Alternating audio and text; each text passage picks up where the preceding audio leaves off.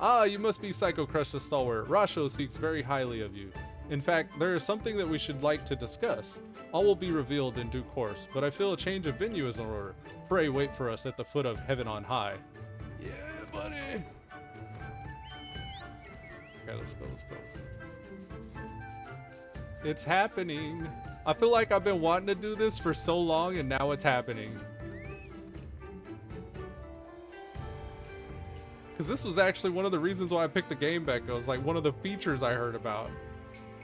I heard they had a Torghast-like experience.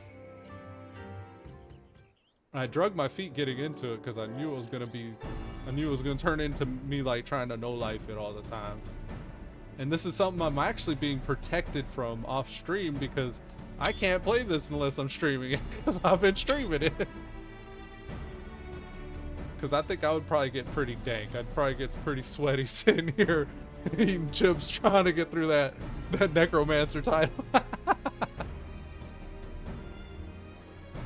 Alright, Fina has passed the relay. Sorpro happened in a trap door opening and found a tunnel leading underground. Okay. He's just organizing some shit and he found this. The passage led to a chamber lined with an array of bizarre machinery, all glowing and humming. Against my better judgment, I reached out and touched one of the devices and was enveloped by a blinding light. The next thing I knew, I found myself in a series of ornate hallways, and I was not alone. There were hideous fiends with gnashing fangs and grasping claws everywhere I looked.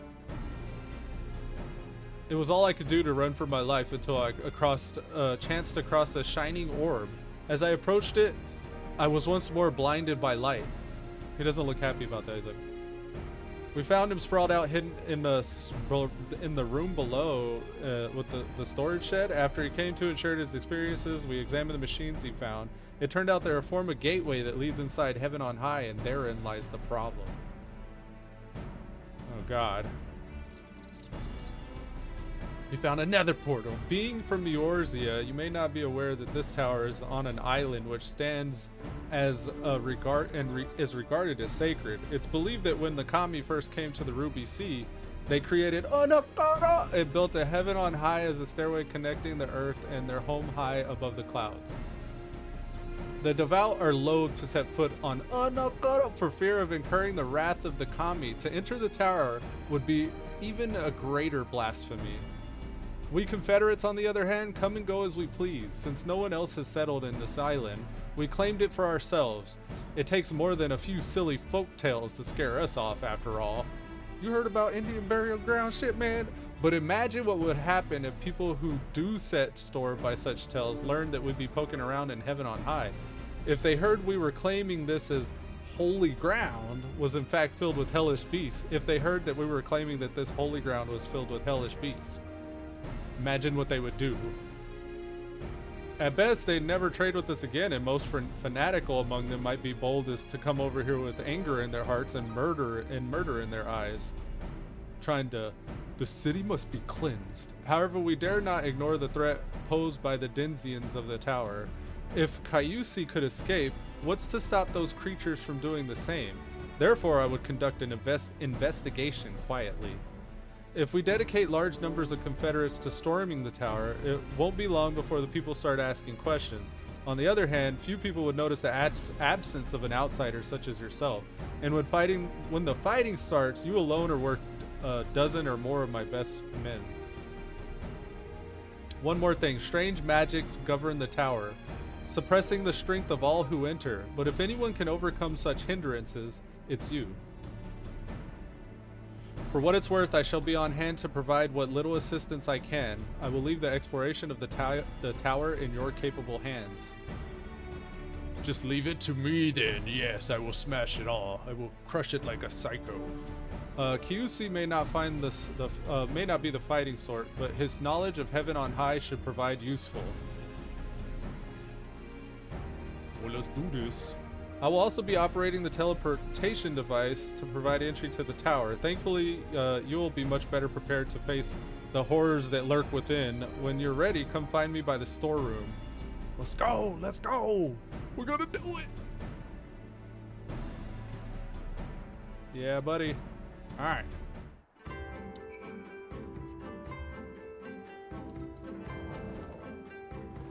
to the Crystal Tower. Oh, look! This is where everybody's AFK! This is so exciting! Confederate Appraiser. Okay.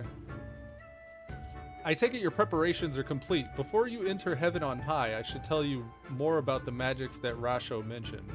The scouts that we sent inside all claimed that they could feel their very aether being sapped, and that their weapons were somehow robbed of their potency. Even their most forceful blows did not more than graze their enemies. Oh, I felt that. You ever had a dream where you punch somebody as hard as you can, and it's like,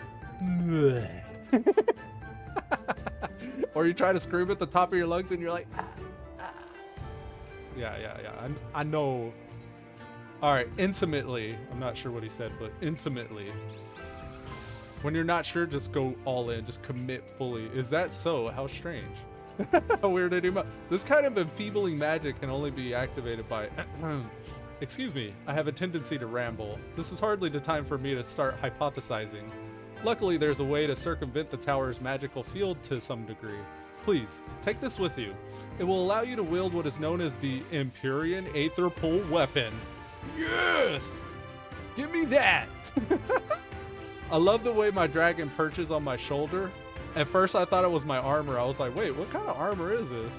But it's my dragon just chilling there. That's so cool. It was Devil, discovered inside the tower and slowly channels a person's aether into the form of a blade, spellcasting tome, or what have you. The longer the Empyrean Aether Pull weapon is used, the more powerful it becomes. Okay. I must stress, however, that even one of these weapons progresses from one floor to the next will be far from easy. Oh, that even one of these weapons progress from one floor... Okay, so even with one of these weapons, rather, progress is still going to be far from easy. Exploration will still largely involve traveling upwards, using teleportation devices inside, which are likely to be heavily guarded. Considering the dangers you face, we have decided to restrict the investigation to the lower levels for the time being. No cap, man. Don't put a cap. Once you've reached the 30th floor, please report your findings to Rasho and myself. We shall then discover whether it's safe to continue past that point. Although we shan't be joining you on the expedition, we Confederates are eager to lend you our support. If there's anything you need, do not hesitate to ask. There's like a butterfly right here. And this guy's wearing a butterfly shirt. Is that his pet? Complete.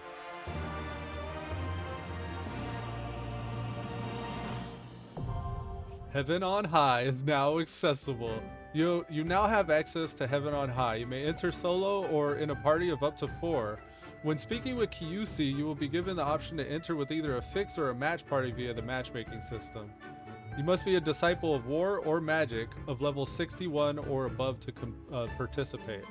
Players will start at level 61 regardless of their current class, job, or level. Furthermore, only Empyrean Aether Pull arms and armor specific to Heaven on High may be used. Further details can be had by speaking with Kiyoshi. Yes, so we get to start with all of our moves. Yes. Thank you.